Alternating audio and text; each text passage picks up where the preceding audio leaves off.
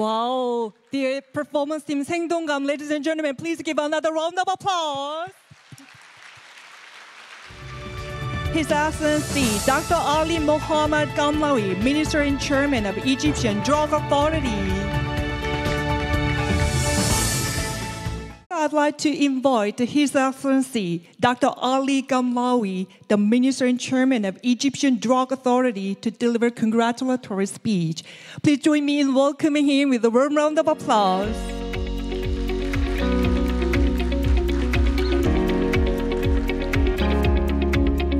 Good morning. Your Excellency, Minister Oyu Kyong, my friend and colleague from Africa, Professor Muji, Director General of the National Agency for Food and Drug Administration and Control, NAFDAC, Nigeria, esteemed leaders from WHO and national regulatory authorities, distinguished guests and colleagues from industry and academia, good morning. It's a true pleasure and honor to join you today at this remarkable gathering, co-hosted by MFDS and WHO, a forum designed to help our global community explore how artificial intelligence can reshape the medical product life cycle safely, ethically, and effectively. Egypt and South Korea share a long-standing relationship built on mutual respect and shared ambitions. Today, we stand closer than ever, united not only for our history of cooperation, but also by our common vision for the future of pharmaceutical innovations. In this spirit, allow me to begin by extending my warmest congratulations to MFDS on its recent designation as a WHO-listed authority across all regulatory functions.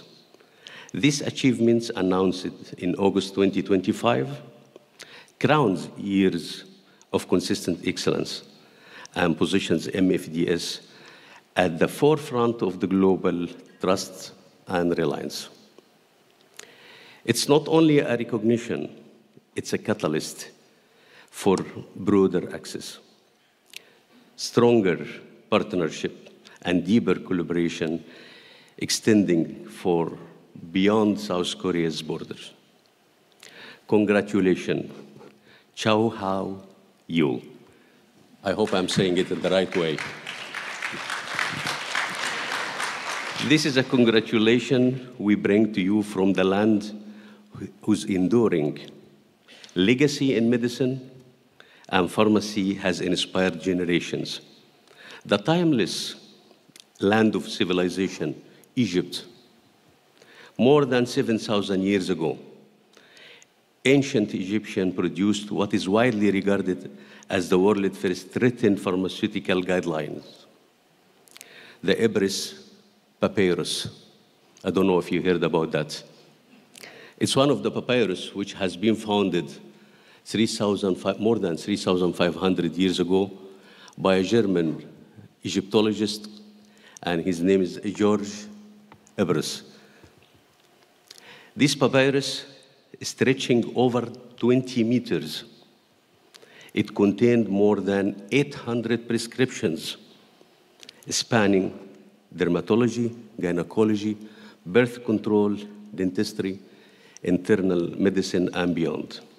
And is still well kept at Leipzig University in Germany. I encourage you to Google it. And this document was not merely a record of science. It laid the foundation for pharmacy as we know it today.